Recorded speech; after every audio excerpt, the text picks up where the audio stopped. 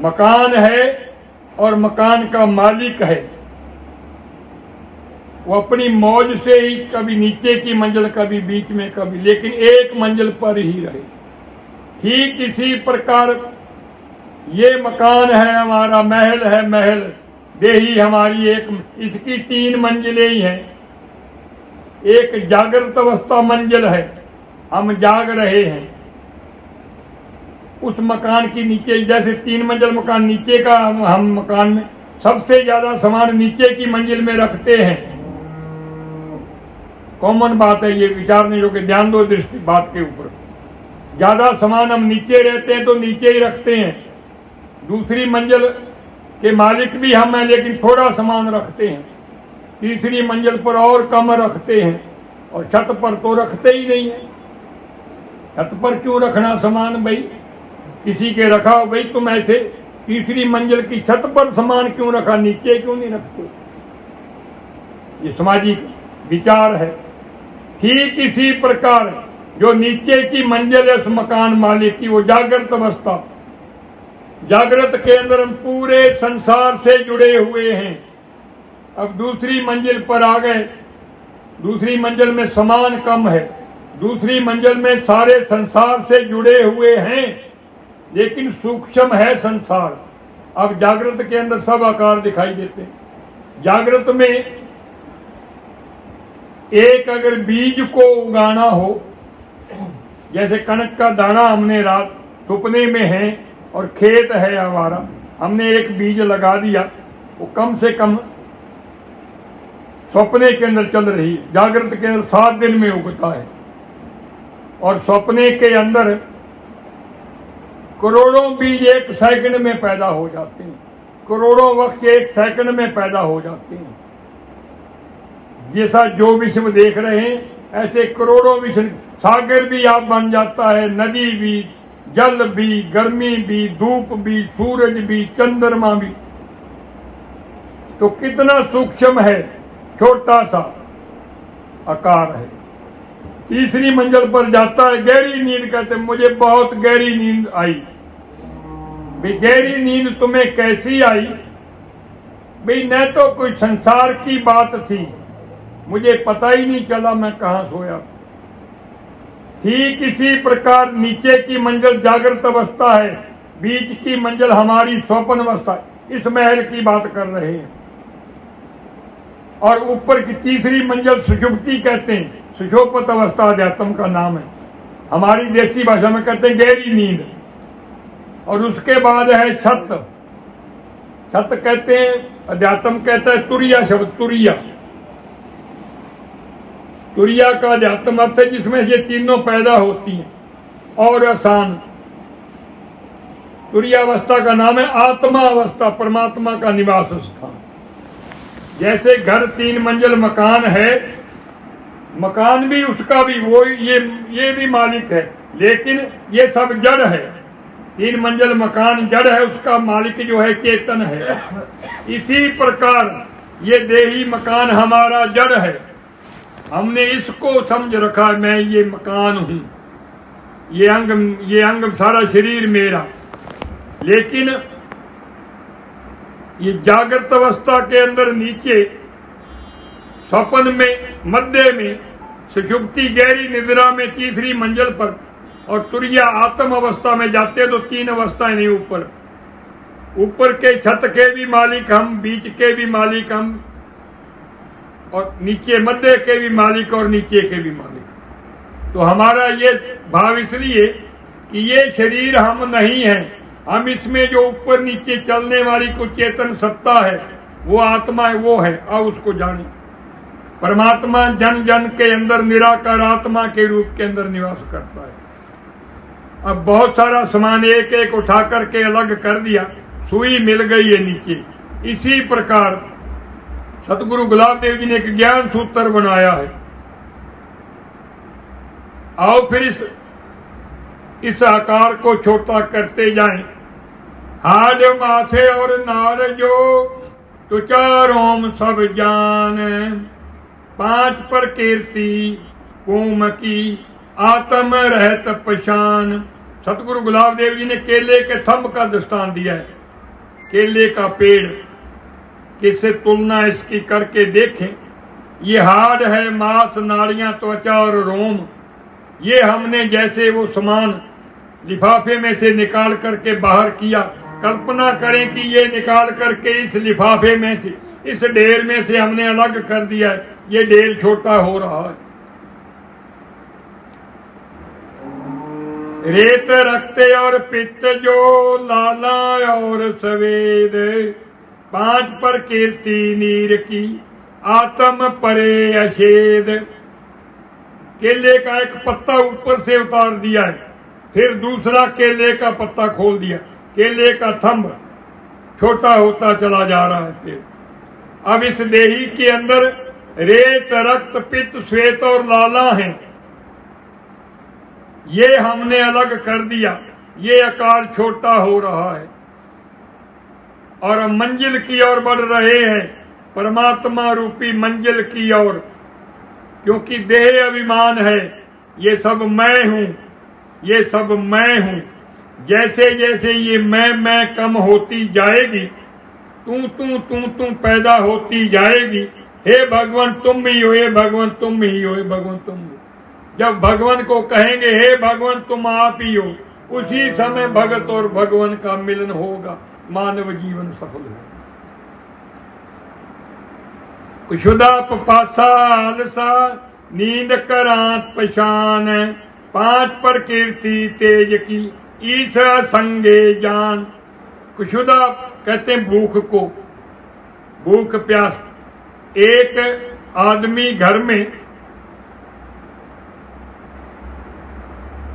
मैं भूखा मर रहा हूं, भूखा मर, साक्षात प्रमाण है जी। कभी नहीं आपके जीवन में ये आया समय, विचार करना कभी आए तो कि सतगुरुओं की बात कितनी सच्ची है।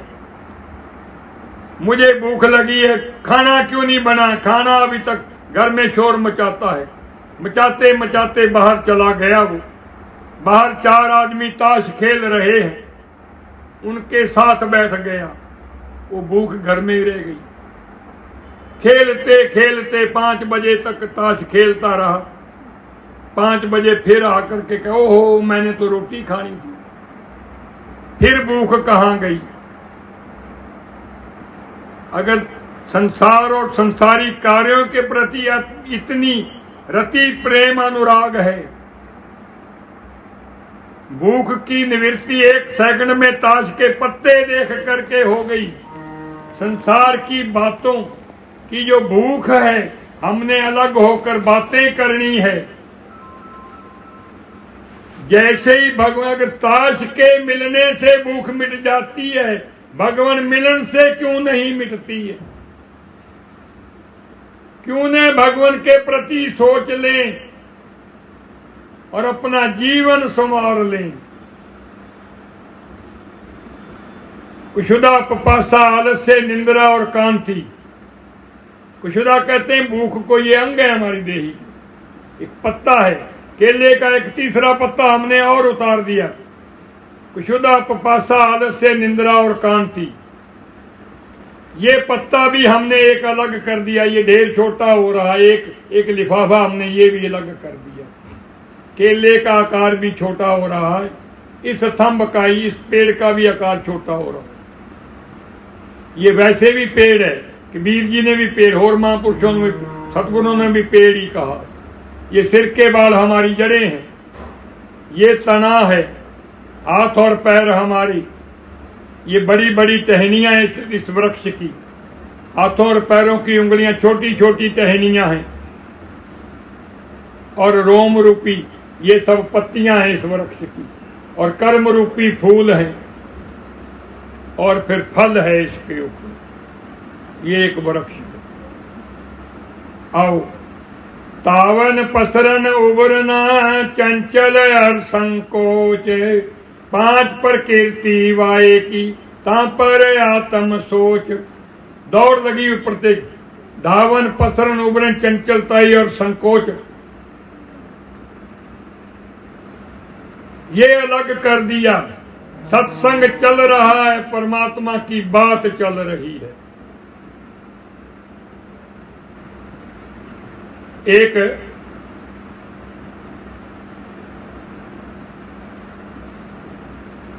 चोर और शैतान, दो लक्षण एक के अंदर।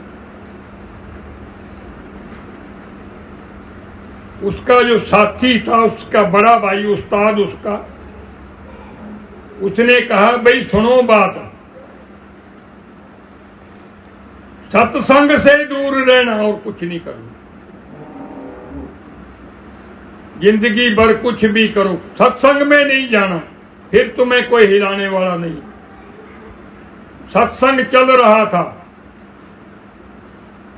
जाते जाते उसके कान में परमात्मा परमात्मा की आवाज पड़ी। वो घूम करके आकर के सत्संग संग सभा बैठी थी, संगत बैठ गया बीच में आकर के।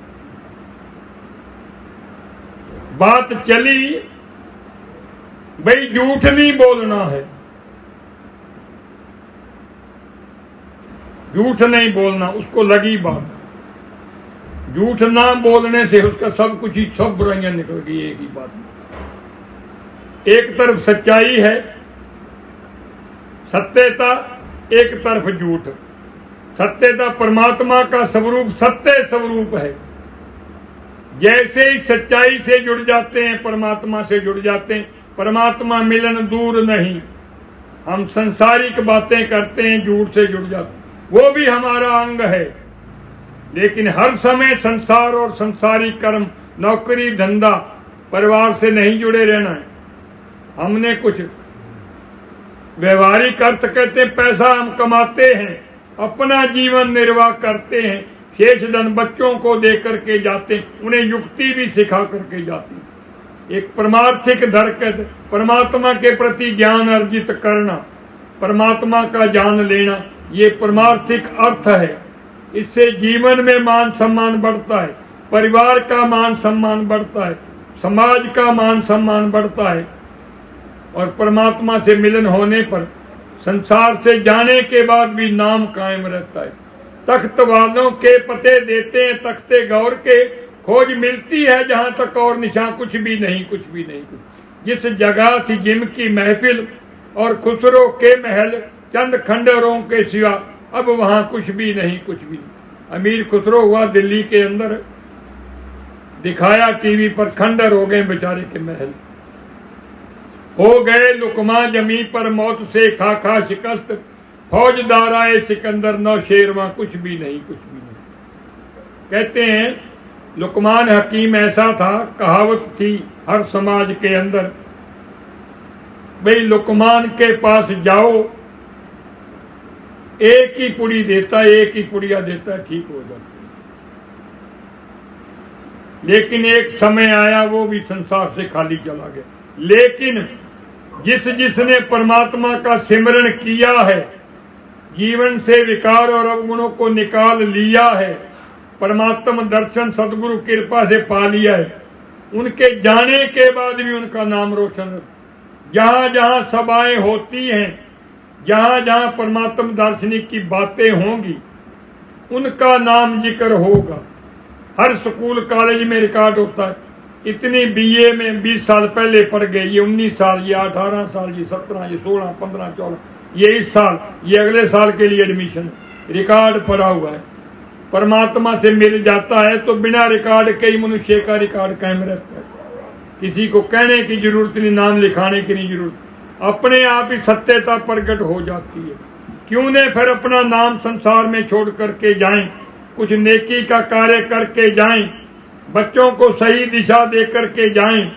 जब हमें दार्शनिक मिल जाएं जिन्होंने भगवान का दर्शन पाया हो, भगवान मिलन किया हो, हमारे सामने बैठे हो, हम उनके सामने बैठे हैं, वो प्रवचन कर रहे हैं, हम सुन रहे, क्यों न फिर अपना भाग्य संवारने, समय को अपने पक्ष में कर ले। तावन पसरन उबरना चंचल हर संकोच, 5 प्रकृति वाये की तापर आत्म सोच, अहंकार क्रोध और लोभ जो मत्सर मोह पशान। धावन पसरन उबन चंचलता और संकोच, ये एक पत्ता ढेर हमने लिफाफा अलग कर दिया, ये ढेर छोटा होता चला जा रहा है। अहंकार क्रोध लोभ और मोह मत्सर, ये जब हमने जब जान लिया आज तक नहीं जाना, कोई बात नहीं। कितना भी अहंकार हो, कितना भी क्रोध हो, कितना भी लोभ हो, कितना भी मोह हो, कितना, कोई बात, लेकिन जब आपको पता चल जाए ये मेरे जीवन का विनाशकारी ये 5 चीजें हैं, अहंकार, क्रोध, लोभ, मोह, मत्सर, और मुझे परमात्मा से यही नहीं जुड़ने देती हैं, तब त्याग दो बस। पीछे जीवन भर नहीं त्यागा, कोई बात नहीं। अब 1 मिनट के लिए त्याग देते हैं तो शेष आने वाला 60 सेकंड हमारा निश्चित ही परमात्ममय होगा। ये भी अलग कर दिया, ढेर छोटा, एक पत्ता उसका हमने और अलग कर दिया, केले का।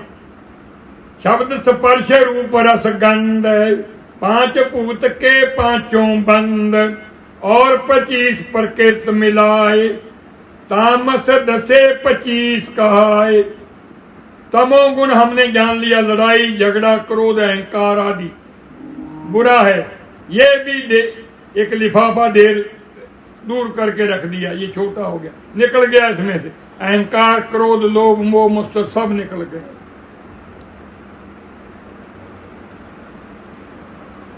शब्द स्पर्श रूप रस गंध, 5 भूत के 5 बंद, और 25 प्रकृत मिलाए, तामस 10 25 कहा। इंद्री तो 10 राजसी, कर्म और ज्ञान, शातक अंत करने। रजोगुण ज्ञान इंद्रियों और कर्म इंद्रियों से संसार का कार्य करते हैं, इनका भी कुछ समय के लिए त्याग करना। अगर परमात्मा मिलन चाहते हैं, मानव जीवन की सफलता चाहते हैं, शांति धीरज प्रेम प्यार अनुरोग ये गुण आ जाते हैं। लेकिन हमने इनसे भी आगे जो निराकार रूप के अंदर विश्व का विश्वपति परमात्मा है, हम सबका पिता है, मनुष्य की गोत्र पिता पर जाती है।